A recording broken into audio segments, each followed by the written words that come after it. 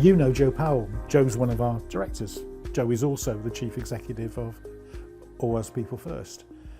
I worked with Joe to get him out of an institution back in the noughties at some point. When I started working with Joe, and there's a long story behind that I won't go into, but relates to the fact that we were working with the authority up in the north of England that had placed him in South Wales and then not visited him, basically. I asked Joe that question, and it took best part of 6 months for Joe to stop telling me what he didn't want and to tell me what he did want. And what he told me was, I want to pay tax.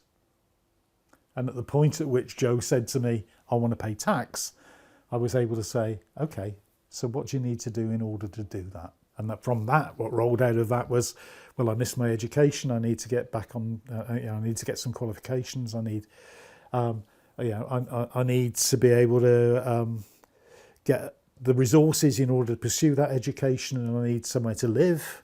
I need to be pretty clear about how I want to live. I'm on the spectrum. I can't really cope with being overstimulated. I need to have quiet. I need to be on my own. I need to have the space to withdraw and take time to process and self-regulate, all that stuff. Now, the system would never have asked Joe that question, and what I've subsequently found out was a professional psychologist has assessed Joe and placed him on the lowest 10th centile.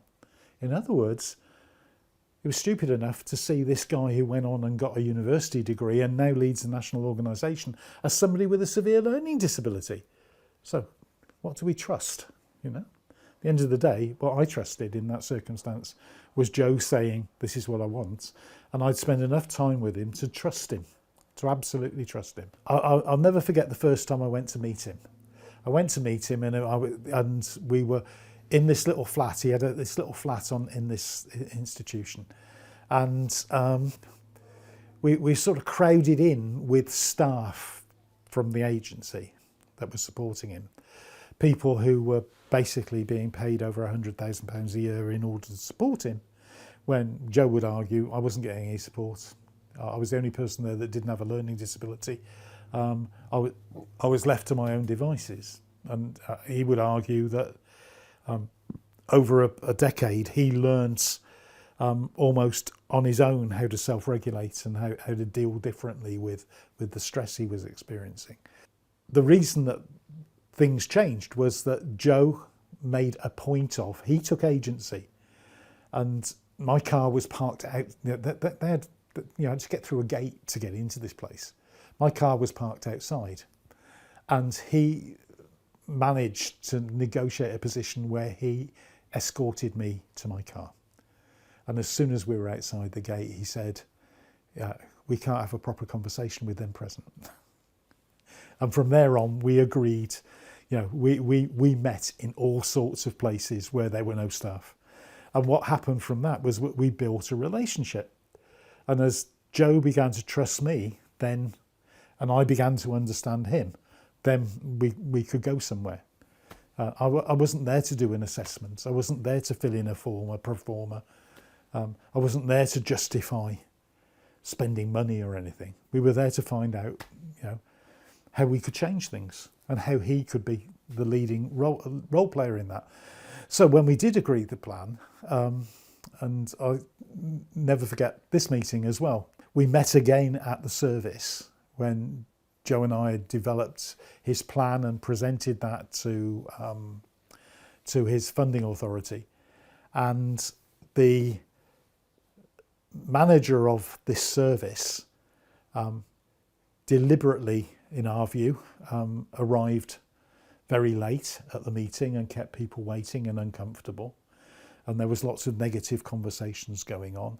And basically, Joe's parents were also at that meeting, and they were intimidated that what Joe wanted to do was not sustainable and would not be in his best interests.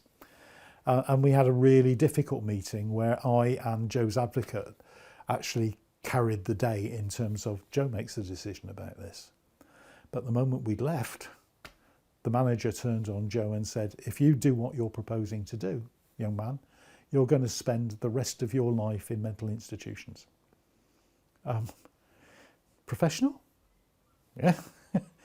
From my perspective, this is an organisation protecting its, well, I think it was at that stage, £130,000 annual budget, which I'm certain was supplementing all sorts of other stuff because it wasn't being spent on Joe. And so I got a call in the middle of the night from Joe saying, we've got to stop. I can't cope with this. Again, if I'd not known him, I wouldn't have known what to do. Well, all I said to Joe was, hang on, mate, you need to take your time. You've got to process this. You've got to process it. And later, 24 hours later, he was back to me saying, yeah, we're going to do it.